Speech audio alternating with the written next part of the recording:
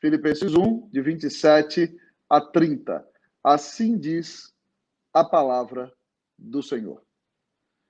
Vivei acima de tudo por modo digno do Evangelho de Cristo, para que, ou indo ver-vos, ou estando ausente, ouça no tocante a vós outros que estáis firmes em um só espírito, como uma só alma, lutando juntos pela fé evangélica, e que em nada estáis intimidados pelos adversários, pois o que é para eles prova evidente de perdição, é para vós outros de salvação, e isto da parte de Deus.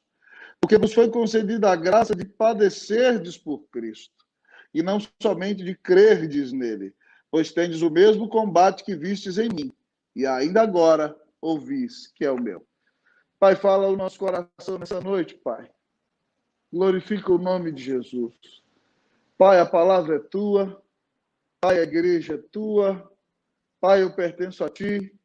Os que ouvem também pertencem ao Senhor. E, ó Pai, nós esperamos uma visitação de Deus sobre nós nesta segunda-feira.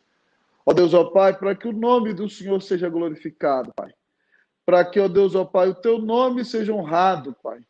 E para que nós, Deus, ó Pai, como cristãos, vivamos vida digna para ser uma bênção, Deus, ó Pai, neste tempo de tanto desafio que nós enfrentamos. Fala ao nosso coração e honra, ó Deus, o teu nome através da tua palavra. Ó Deus, alimenta-nos, descedenta-nos, orienta-nos e anima-nos. Eu te peço, Pai, em nome do Senhor Jesus. Amém. Amém. Me responda uma pergunta nessa noite, meu querido irmão, minha querida irmã. Você teria total disposição para se colocar debaixo da liderança de um presidiário?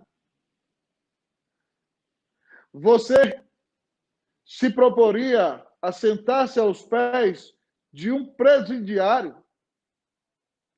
Você seguiria e ouviria os ensinamentos de um presidiário? Não se assuste, meu amado amigo e irmão, eu não estou falando de nenhum presidiário da Operação Lava Jato. Eu estou falando do apóstolo Paulo, que escreveu essa carta de Filipos quando estava preso em Roma. Mas ele não estava preso em Roma como outros presos por causa de contravenções ou crimes que porventura tenha cometido. Ele estava preso porque pregava o evangelho de Jesus. E o evangelho de Jesus é contra a cultura. E quando ele confronta a cultura muitas vezes persegue aqueles que são fiéis a Cristo Jesus. É por isso que o apóstolo está preso em Roma. E de lá da sua prisão, ele escreve essa carta aos filipenses. O objetivo de escrever a carta, queridos irmãos e irmãs, é relatar como ele está e como mesmo preso em Roma, ele continua pregando o evangelho para a glória de Deus. Também o objetivo é abençoar aquela igreja, que está numa cidade muito importante, que é uma colônia de Roma. É como se fosse quase que a cidade de Roma dentro da Grécia, uma cidade com costumes romanos, que não paga impostos, cuja língua principal é o latim. Os crentes daquela cidade são minoria. Eles são perseguidos, amados irmãos e irmãs. Passam grande luta. É por isso que Paulo escreve 16 vezes nessa carta, usando variadas palavras para que os filipenses sejam alegres. O próprio texto que o Elias leu no começo do culto diz: alegrai-vos sempre no Senhor. Outra vez digo-vos, alegrai-vos. Mas aqui também um outro objetivo do apóstolo Paulo era chamar a igreja à unidade. Duas irmãs que estiveram com Paulo lá no começo daquela igreja estavam brigadas. Isso vinha causando grande tristeza para todo o rebanho e atrapalhando a obra de Deus. Então, Paulo escreve essa carta para renovar a alegria dos filipenses, para animá-los na caminhada cristã, para agradecer a eles uma grande oferta que eles enviaram para o apóstolo e também para desafiá-los a que vivessem em unidade, para continuar expandindo a obra de Deus para a glória e para a honra do nome de Jesus. E é dentro desse contexto que o nosso texto diz: vivei acima de tudo por modo digno do evangelho de Cristo. Esse verbo vivei no grego literalmente poderia ser traduzido como cidadanizai, se nós fôssemos traduzir o verbo. E a ideia é que eles deveriam viver como cidadãos do reino de Deus, como cidadãos do evangelho de Jesus Cristo. E aí, então, Paulo diz, vivei, cidadanizai, se comporte como um cidadão que pertence ao Evangelho de Jesus. E aqui, a nossa tradução do português diz, vivei acima de tudo, de modo digno do Evangelho de Cristo. É por isso que nós vamos olhar para esse texto nessa noite. E o Senhor vai nos responder a pergunta, como viver de modo digno do Evangelho? Como viver de modo digno do Evangelho? Em primeiro lugar, o texto da palavra de Deus nos diz com coerência. Como viver de modo digno do Evangelho? Com coerência. Diz o versículo 27, vivei acima de tudo por modo digno do Evangelho de Cristo, para que, ou indo ver-vos, ou estando ausente, ouça no tocante a vós outros que estáis firmes em um só Espírito. Paulo está dizendo, amados irmãos, que aquele rebanho precisa ser coerente. Ele é claro ao dizer a nós aqui, para que, ou indo ver-vos, ou estando ausente, ouça no tocante a vós outros que estáis firmes. Paulo está dizendo aos filipenses que eles têm que ter a mesma conduta na presença daquele pastor que é o apóstolo Paulo, o fundador da igreja, na presença de Paulo ou fora da presença de Paulo, a conduta deles tem que ser a mesma. Eles têm que estar firmes no evangelho para que Paulo, estando presente ou não estando presente, tenha consciência de que eles vivem uma vida digna e de fidelidade na presença do Senhor. Ah, meus irmãos, Paulo repete esse tema no capítulo 2. Ele diz assim como vocês obedeceram na minha presença, tanto mais agora na minha ausência, desenvolvei a vossa salvação com tremor e temor, porque Deus é quem efetua em vós tanto querer como realizar, conforme a sua boa vontade. Louvado seja Deus, amado amigo e irmão. Nós podemos viver coerentes no nosso crescimento de santificação, desenvolvendo a nossa salvação. Nós temos a mesma postura diante de qualquer pessoa, na presença do pastor da igreja, na presença dos presbíteros, na presença dos diáconos, no nosso trabalho, na nossa casa. A nossa postura é a mesma. Louvado seja o Senhor. Nós temos que viver uma vida coerente. Certa vez, amados irmãos e irmãs, um pastor foi a um casamento em uma grande capital da América do Sul. E aquele casamento foi realizado num lugar extremamente elegante, um dos maiores hotéis daquele país. E, de repente, naquele hotel houve um jantar extremamente fino, com a mais alta classe daquela cidade. E enquanto o pastor ali estava, houve um momento de congraçamento, de grande alegria, mas o pastor tinha que pregar no domingo. Então, logo se retirou daquele evento. E quando chegou no terraço, quando chegou no térreo do hotel, o pastor se deu conta que tinha esquecido as chaves do seu carro. Quando o pastor voltou àquele lugar, amados irmãos, e a porta do elevador se abriu de frente ao salão, lá estavam aqueles crentes piedosos que se diziam cheios do Espírito Santo, dançando, vai dançando na boquinha da garrafa. E santas mulheres de Deus requebrando em cima de uma garrafa. Talvez vocês me digam, pastor, o senhor está muito tradicionalista. As pessoas não podem se alegrar. Até a nossa alegria, amado irmão, deve glorificar a Deus. Paulo diz em 1 Coríntios 10, 31, portanto, quer comais, ou bebais, ou façais outra coisa qualquer, tudo seja feito para a glória de Deus. Você acha que glorifica o nome do Senhor, uma senhora de Deus, requebrar publicamente em cima de uma garrafa, dizendo, vai ralando na boquinha da garrafa? Certamente que não, meus irmãos e minhas irmãs. Nós temos que tomar cuidado, amados irmãos, porque o nosso Deus está presente em todos os lugares. E nós não vivemos primeiramente para agradar a homens, nós não vivemos primeiramente para buscar a aprovação humana, nós não vivemos para agradar políticos, nem personagens da sociedade. Nós fazemos o que fazemos para a glória de Deus. E se nós vivemos para a glória de Deus, nós temos que ser coerentes em nosso viver, vivendo para exaltar o nome do Senhor, para pregar o seu evangelho, fazendo dele a prioridade em nossa vida e demonstrando que Cristo transformou o nosso coração e que nós somos homens e mulheres transformados por Jesus, que o representam neste mundo e vivem assim para a sua glória. Como viver de modo digno do Evangelho? Seja coerente. Seja coerente. A mesma postura que você tem diante das autoridades da igreja, tenha no seu trabalho, tenha dentro de casa, tenha em qualquer lugar e viva para a glória de Deus. E de maneira coerente você vai impactar o mundo, porque as pessoas verão que você é consistente e que Cristo, de fato, mudou a sua vida e transformou o seu coração. Como viver de modo digno do Evangelho? Com coerência. Mas talvez você ainda se pergunte nesta noite, pastor, como viver de modo digno do Evangelho? Em segundo lugar, o nosso texto nos diz em unidade. Como viver de modo digno do Evangelho? Em unidade. Assim nos diz o nosso texto, ainda no versículo de número 27. Vivei acima de tudo por modo digno do Evangelho de Cristo, para que, ou indo ver-vos ou estando ausente, ouça no tocante a vós outros, que estáis firmes em um só Espírito, como uma só alma, lutando juntos pela fé evangélica. Paulo está desafiando a igreja a viver em unidade, amados irmãos e irmãs. E ele diz a eles que, mesmo com a ausência dele, eles têm que estar firmes em um só espírito. A ideia de firmeza aqui significa estar fincado, significa estar enraizado. Significa, queridos irmãos e queridas irmãs, que o nosso fundamento está em um só espírito. Diz o texto que eles devem estar firmes em um só espírito. Amados irmãos, todos nós estamos firmes em um só espírito, que é o Espírito Santo de Deus.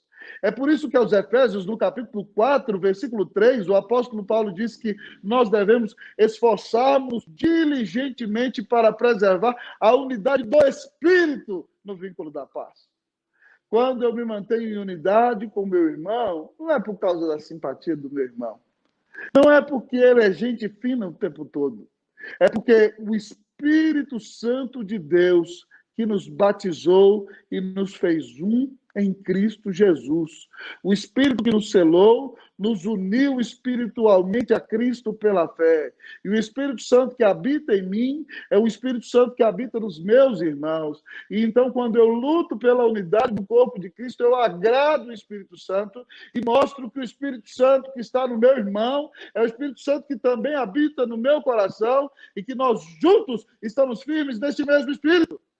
Mas Paulo, como é bom judeu, lança a mão do paralelismo e da repetição para afirmar mais uma vez a sua ideia. Ele diz o seguinte, que estáis firmes em um só espírito, como uma só alma. Amados irmãos, todos nós somos compostos de uma parte material e de uma parte imaterial. A Bíblia diz que lá em Gênesis, no início, que Deus formou o homem do pó da terra, soprou nele o espírito e ele foi alma vivente. Nós temos uma parte imaterial e uma parte material, ainda que sejamos uma unidade. E quando o texto diz que nós somos uma só alma, significa que nós devemos ser unidos no âmago, na essência, no íntimo, no mais profundo do nosso ser.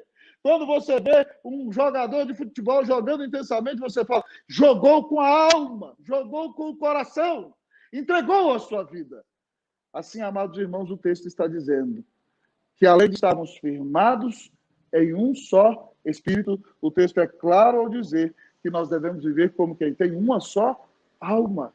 Nós não vivemos divididos, mas nós estamos unidos espiritualmente a Cristo pela fé. E por isso nós somos um só corpo e devemos viver como quem tem uma só alma. Uma só alma não vive uma esquizofrenia existencial.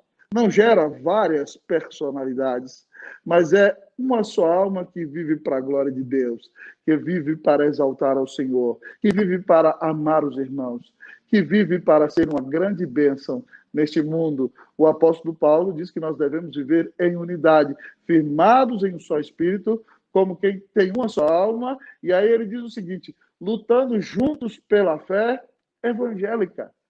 Talvez o leitor desavisado disse aqui, está vendo, pastor? Nós temos que juntar os presbiterianos, os batistas, os assembleianos e os metodistas, e aí nós vamos fazer uma frente, uma grande manifestação, e nós vamos estar juntos pela fé evangélica. Meu querido amigo e irmão, o texto não se revela aqui nesse momento, falando do evangelicalismo, que é fruto, amados irmãos, da era moderna da história da igreja cristã. Quando o texto fala da fé evangélica, está falando, amado irmão, da fé que é o evangelho de Cristo Jesus, que é o corpo de verdades da palavra de Deus, que nos mostra que Deus é um Deus eternamente santo, que criou o homem para a sua glória e para exaltá-lo sobre todas as coisas, mas que mostra que o homem pecou e ofendeu a Deus em sua santidade, e por causa disso esse homem é merecedor da ira desse Deus maravilhoso. Mas o Evangelho diz, em terceiro lugar, que esse Deus amou tanto o seu povo que mandou o seu filho para morrer numa cruz e pagar o pecado do seu povo eleito. E todo aquele que se arrepender do seu pecado, da vida de pecado que tem levado, e crer que Jesus Cristo é o Filho de Deus, e crer que ele morreu na cruz para pagar os seus pecados, e crer nele como único mediador entre Deus e os homens, todo aquele que crer em Jesus será salvo. Louvado seja o nome do Senhor. Lutar juntos pela fé evangélica significa lutar juntos pela pregação do Evangelho. A fé evangélica é o Evangelho, amado irmão, que mostra que Deus amou ao mundo de tal maneira que deu o seu Filho unigênito para que todo aquele que nele crê não pereça, mas tenha vida eterna.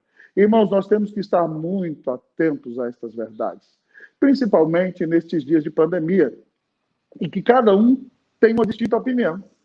Um acha que tem que usar máscara. O outro acha que não tem que usar máscara. E o que acha que tem que usar máscara quer brigar com o que não usa máscara. E o que não usa máscara quer brigar com aquele que usa máscara. E, de repente, nós estamos ofendendo a santidade de Deus e quebrando a unidade do corpo de Cristo e ofendendo o Espírito Santo por causa de máscara. Deus tenha misericórdia de nós, amados irmãos e irmãs. Que nós preservemos a unidade do Espírito Santo. Que nós reconheçamos que os irmãos com os quais nós convivemos custaram o preço mais caro do universo, que eles são um só corpo conosco, e máscara e outras coisas não devem quebrar a nossa unidade.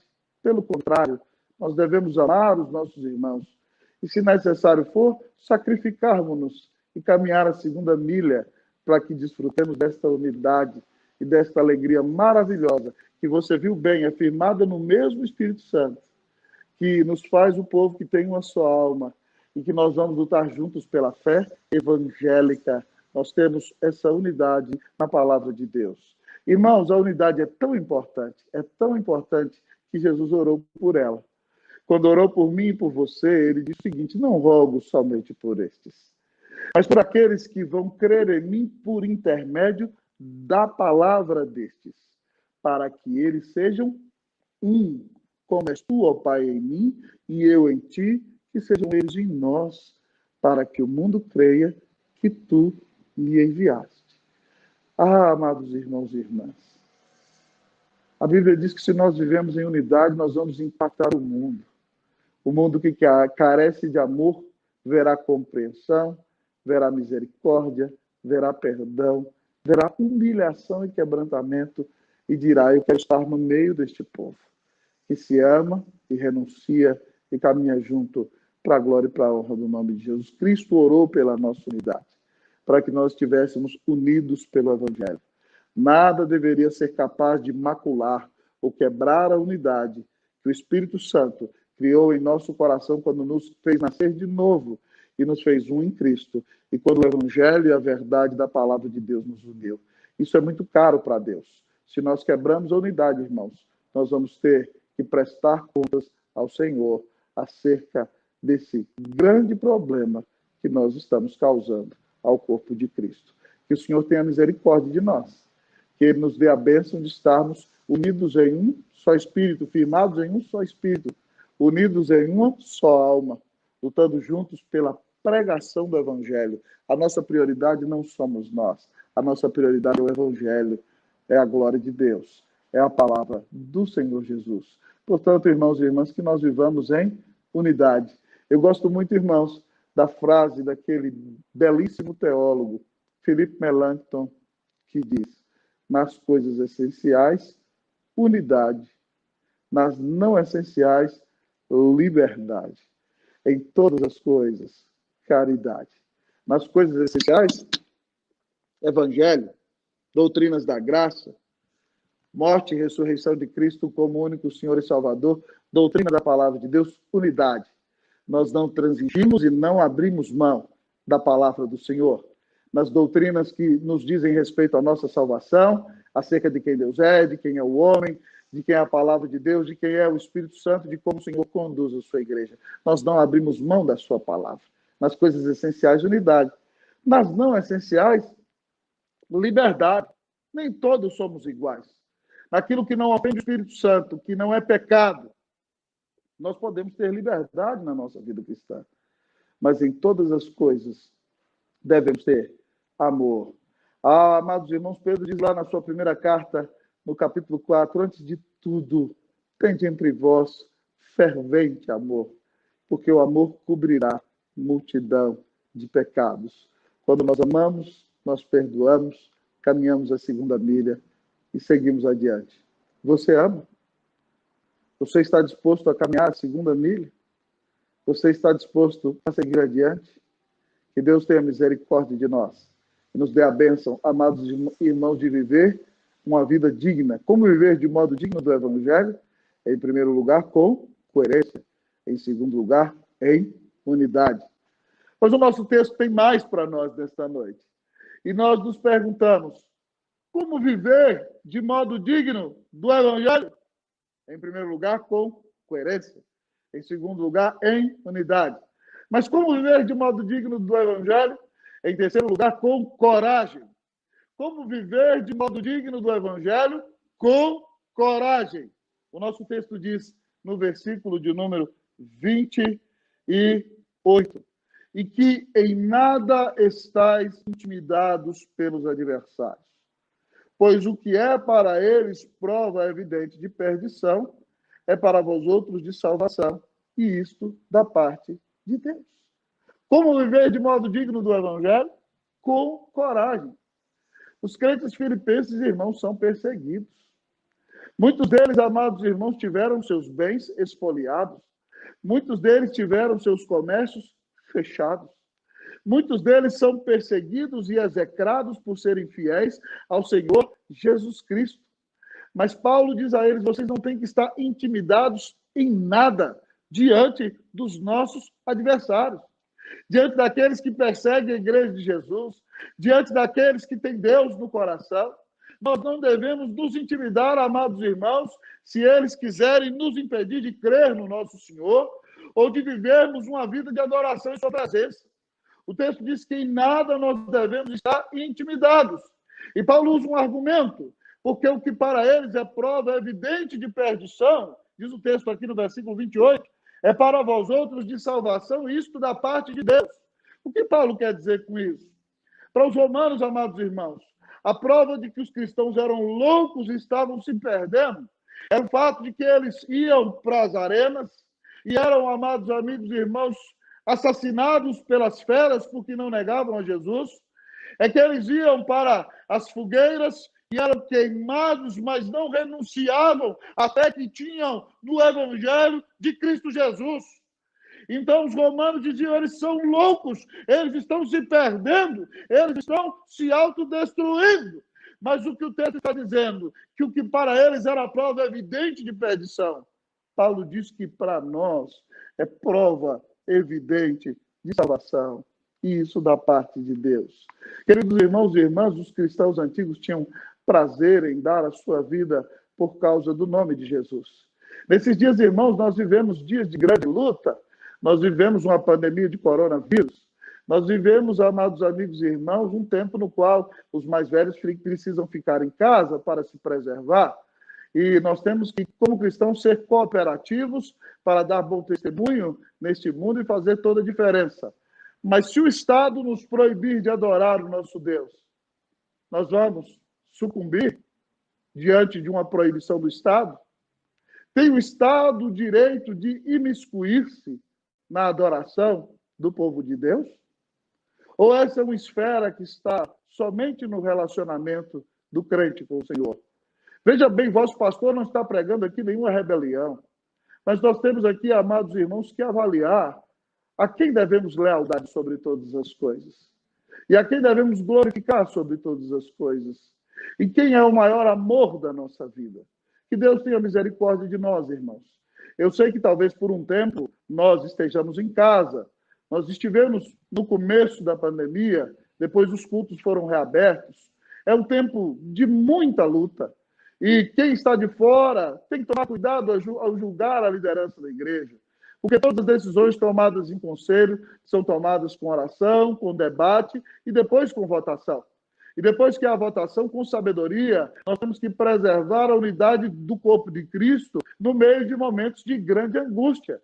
Mas nós não deveríamos, amados irmãos, permitir que ninguém nos fizesse negar a nossa fé.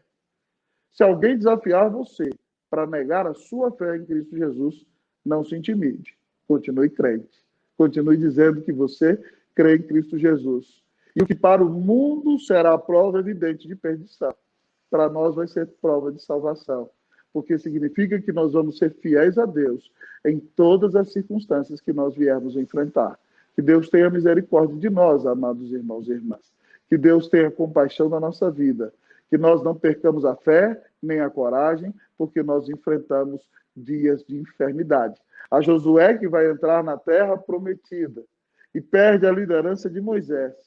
E tem aproximadamente 3 milhões de pessoas debaixo da sua liderança. E precisa atravessar um rio, e precisa derrotar dezenas de nações. A Josué, o Senhor diz, do capítulo 1, versículo 9, não te mandei eu? Ser forte e corajoso. Não temas e nem te espantes, porque o Senhor teu Deus é contigo, por onde quer que andares. Não te mandei eu? Seja forte e corajoso. Cristão, que nós sejamos fortes e corajosos nesse tempo. Não temas e nem te espantes. Que você não tenha medo do diabo, da perseguição dos homens. Por quê, pastor? Porque o Senhor teu Deus é contigo por onde quer que andares. Que Deus nos encha de coragem, que Deus nos encha de fé, que Deus nos encha de intrepidez, que o Senhor nos dê denodo na pregação do seu evangelho e que nós façamos todas as coisas para a glória do nosso Deus. Nós não somos um povo amedrontado, nós somos um povo sábio, respeitoso, cordato, cooperativo, mas que tem coragem de manter firme a sua fé em Cristo Jesus, ainda nos dias de mais terrível dor, de mais difícil tempestade, até diante da morte. A Igreja de Cristo Jesus tem coragem e não se intimida diante dos desafios que se levantam diante dela. Coragem, meu irmão! Coragem, minha irmã! Não sucumba diante da pandemia. Não sucumba diante de uma economia que está em crise. Não se deixe abater, querido amigo e irmão, pelo grande número de mortes que estão se levantando, se manifestando diante de você. Clave os seus olhos em Cristo. Ele está ao seu lado. Ele diz a você, nunca te deixarei, jamais te abandonarei. Que o Senhor te dê coragem, querido irmão, para glorificá-lo, para exaltá-lo, para fazer a diferença e para continuar fiel a Cristo Jesus, mesmo em dias tão difíceis. Como viver de modo digno do Evangelho? Viva com coragem. Que o Senhor te encha de fé, que o Senhor te encha de coragem. Em nome de Jesus, amém.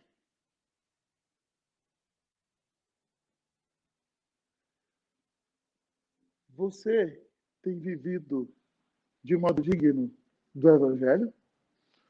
Como viver de modo digno do Evangelho, querido pastor? Em primeiro lugar, amados irmãos, o texto disse com coerência. Em segundo lugar, o nosso texto disse em unidade. Em terceiro lugar, o nosso texto diz com coragem. Você tem vivido de modo digno do Evangelho de Cristo? Mas a pergunta ainda salta diante dos nossos olhos. Como viver de modo digno do Evangelho? Com sofrimento. Como viver de modo digno do Evangelho? Com sofrimento. Diz o nosso versículo, amados irmãos, de número 29 e 30. Porque vos foi concedida a graça de padecerdes por Cristo, e não somente de crerdes nele. Pois tendes o mesmo combate que vistes em mim, e ainda agora ouvis que é o meu.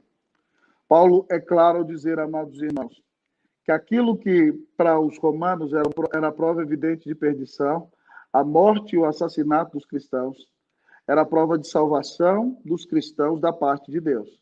Porque aqueles que eram fiéis iam para a fogueira, demonstravam que de fato pertenciam a Cristo Jesus. E Paulo disse que esse sofrimento, essa perseguição acontece porque a nós, povo de Deus, nos foi concedida, nos foi doada, essa é a ideia da palavra, nos foi presenteada a graça de padecermos por Cristo e não somente crermos nele. Se você está sofrendo, meu irmão, porque você é um encrenqueiro, porque você é um turrão, porque você é um corrupto, porque você é um salafrário, porque você é um adúltero, não há glória nenhuma nisso.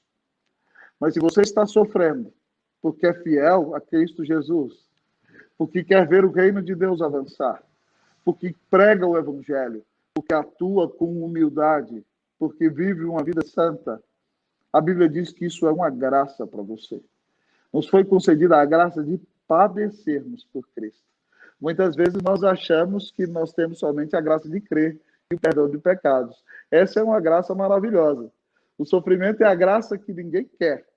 Mas Paulo está dizendo que para nós o sofrimento por Cristo Jesus é uma graça, é um presente. Porque se nós permanecermos fiéis, mesmo em face do sofrimento, isto é um sinal de que nós pertencemos a Cristo Jesus, de que nós somos dele, de que por ele fomos salvos, de que ele é o maior amor da nossa vida e que de suas mãos nunca ninguém jamais poderá arrebatar-nos. Ah, irmão, se você estiver sofrendo por causa do nome de Jesus, dê glória a Deus. Permaneça fiel, seja humilde, seja dócil no trato, seja parecido com Cristo Jesus. Mas não abandone a fé no Evangelho. Não abandone o seu compromisso com Cristo. Mantenha-se fiel, ainda que você seja perseguido. Paulo diz que essa é uma graça, é um presente, sofrer por Cristo Jesus. E aí ele termina dizendo no versículo de número 30, pois tendes o mesmo combate que vistes em mim, e ainda agora ouvis que é o meu. Os filipenses viram esse combate na vida de Paulo. Quando ele se dirigia para o rio para orar e pregava o evangelho do Senhor, uma mulher possessa de espírito maligno dizia todos os dias, estes homens são servos do Deus Altíssimo, que vieram trazer-vos a mensagem da salvação. Ela repetiu essa expressão durante alguns dias. E Paulo, que não precisava da corroboração do demônio, ou da cooperação do diabo para pregar o evangelho, porque ele não queria que ninguém ligasse o evangelho ao diabo ou à possessão demoníaca. Paulo ora, repreende aquele demônio e expulsa o demônio daquela menina. Porque o evangelho não precisa do apoio do demônio. Então, queridos irmãos e irmãs, Paulo e Silas são presos, são açoitados, são amarrados no tronco, eles são humilhados e perseguidos por causa do nome de Jesus. E sabe o que eles fazem naquela prisão? Paulo diz, vocês viram esse combate em mim, vocês viram como eu sofri. Paulo e Silas louvam e cantam e adoram a Deus. Eu imagino eles cantando na prisão, tu és soberano sobre a terra, sobre os céus tu és Senhor absoluto. Imagine lá, eles sangrando, tendo sido açoitados 39 vezes com paus e varas, e cantavam, a Deus damos glória, a Deus seja glória.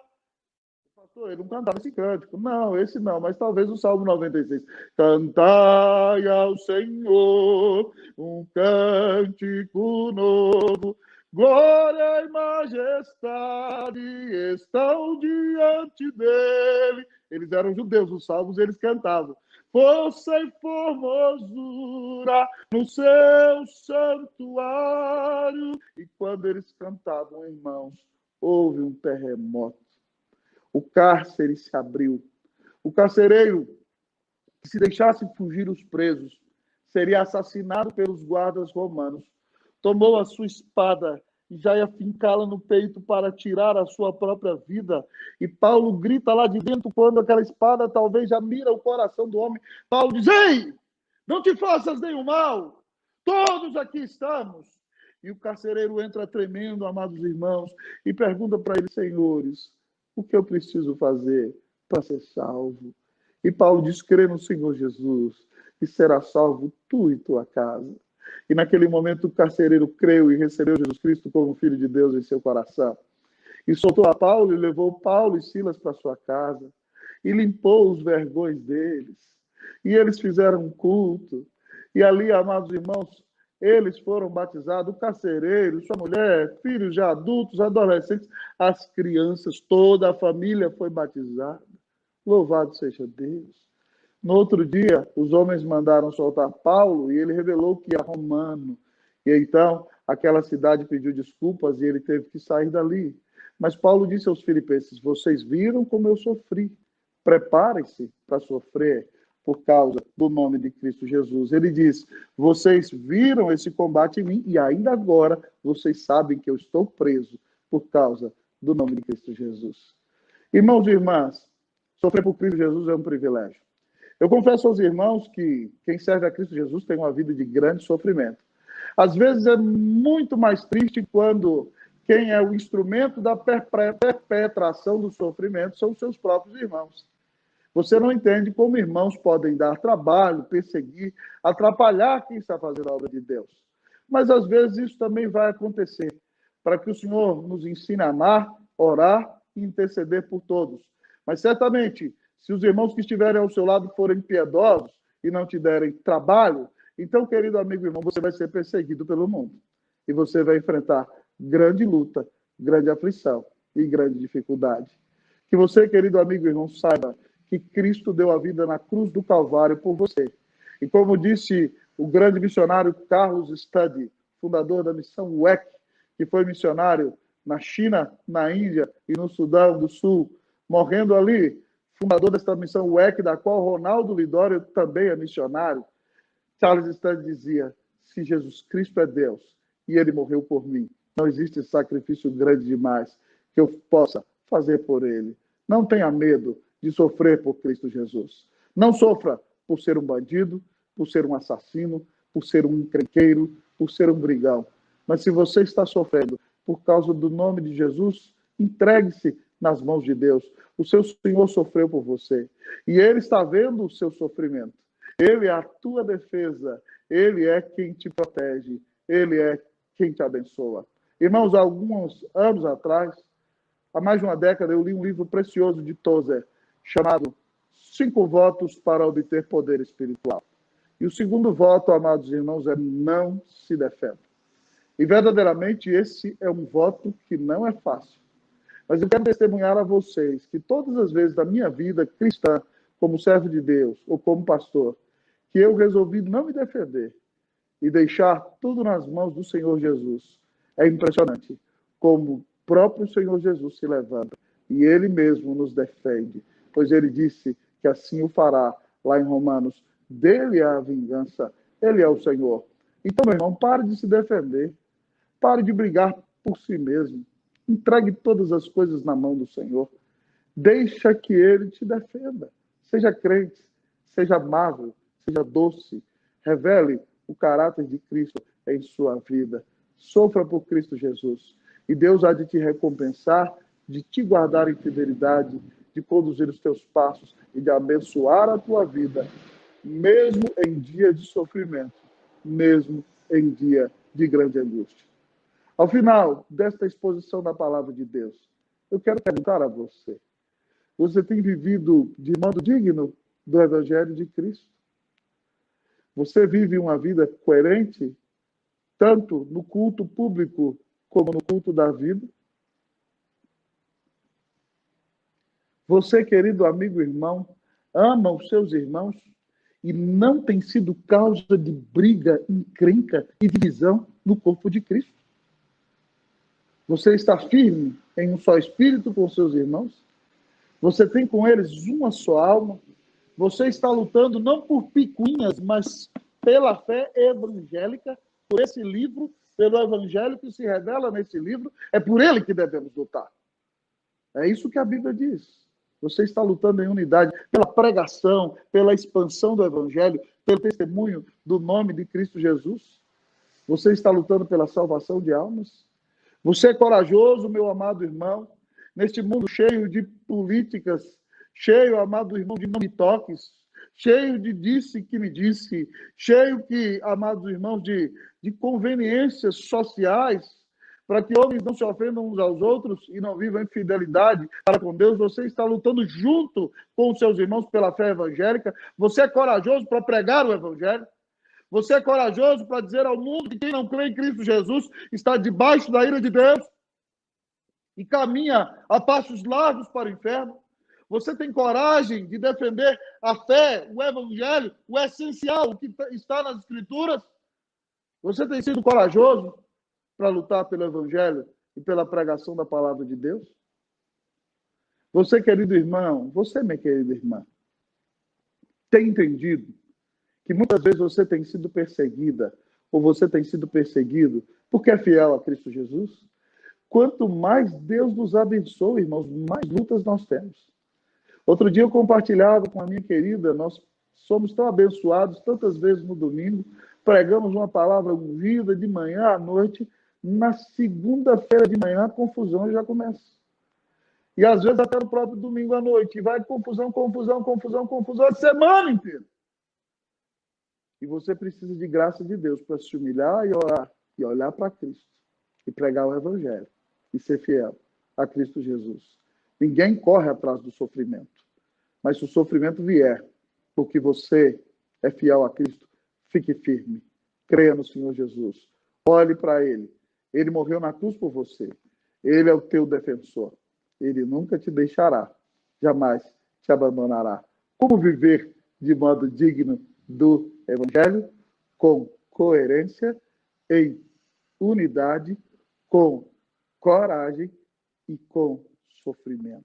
Que Deus nos abençoe, que Deus nos ajude a olhar para o nosso Senhor, que nos amou e deu sua vida na cruz para nos salvar.